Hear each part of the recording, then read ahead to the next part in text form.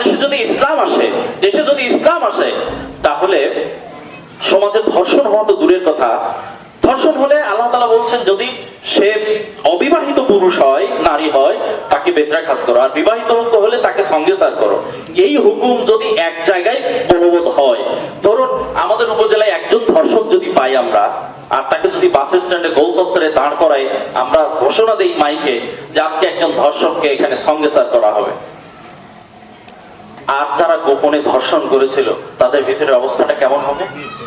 আমরা যদি একটাকে সঙ্গে সার করতে পারি, মানুষের ধর্ষণ করার চিন্তা মাথায় আসা তো দূরের কথা, আপনারা নিশ্চিত থাকেন ওর স্বপ্নদোষ বন্ধ হয়ে যাবে, ঘুমের মধ্যে আতঙ্কে উঠবে, না জানি কেউ যদি দেখে ফেলে আমাকে পাথর মেরে তছনছ করে দেওয়া হবে। অথচ ব্রিটিশ প্রণীত আইন, আমাদের প্যানেল কোড দণ্ডবিধি বলতেছে অন্যায় ভাবে অশালীন জায়গায় দুইজনের সম্মতিতে কেউ যদি জেনাবে বিচার করে, পরিবেশ নষ্ট করার কারণে তাকে 100 টাকা জরিমানা করা হবে। আর এই জন্যই আমাদের সমাজ থেকে এই ধর্ষণ ব্যভিচারের মতো এই অনৈতিক কাজ আমরা দূরীভূত করতে পারিনি। প্রিয় ভাইরা, আমরা ধর্ষণ মুক্ত, সামাজিক মূল্যবোধের অবক্ষয় মুক্ত একটা সোনালী সমাজ বিনির্মাণ করবার স্বপ্ন দেখছি। এই স্বপ্ন বাস্তবায়ন তখনই হবে যখন এদেশের অধিকাংশ মানুষ আমাদের স্বপ্নের সাথে একাকার হয়ে যাবে। আপনারা কি এমন একটা সমাজ বিনির্মাণের স্বপ্ন দেখছেন? আপনারা কি চান এমন একটা সমাজ বিনির্মিত হোক? কি চান আপনারা? আপনাদেরকে নিয়ে আমরা আগামীতে এমন একটা সমাজ বিনির্মাণ করতে চাই, যে সমাজে লক্ষ লক্ষ টাকা হাতে নিয়ে কেউ এই রাতের আধারে রাত 10টা 11টায় পথ চলবে, তার টাকা কেড়ে নেওয়ার জন্য কেউ পিছু নেবে না, কোন চেয়ারম্যান কাউন্সিল থেকে গম চুরি করবার সাহস পাবে না, কেউ দলীয় কোঠায় চাকরি নেওয়ার সুযোগ খুঁজবে না, কেউ দরবার করবার নামে, বিচার করবার নামে পক্ষ বিপক্ষের কাছ থেকে টাকা আদায় করার হুঁশ পাবে না। আমরা এমন একটা সমাজ বিনির্মাণ করবার স্বপ্ন দেখছি, সেই সমাজ বিনির্মাণের গর্বিত কারিগর আপনারাও হবেন, এই আশা আমাদের।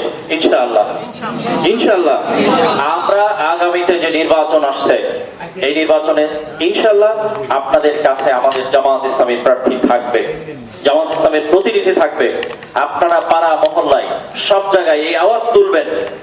আমরা এদেশের সকল রাজনৈতিক দলের রাজনীতি দেখেছি, তারা জনগণের জন্য কি করেছে তাও আমরা দেখেছি। আমরা আওয়ামী লীগকে দেখেছি যারা স্বাধীনতার চেতনা বিক্রি করে এদেশের নিরীহ মুসলমানদের উপরে হত্যাযজ্ঞ চালিয়েছে, যারা এদেশের অর্থনীতির ভিতকে ভেঙে চুরে একাকার করে দিয়ে এদেশকে একটা ভণ্ডুল রাষ্ট্রে পরিণত করেছে।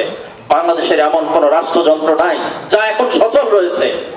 আমরা বিএনপিকে দেখেছি, জাতীয় পার্টিকে দেখেছি, সকল দলকে দেখা শেষ। এবার স্বপ্ন বাংলাদেশ হবে জামাত ইসলামী বাংলাদেশ, ইনশাআল্লাহ। আমরা সেই আকাঙ্ক্ষা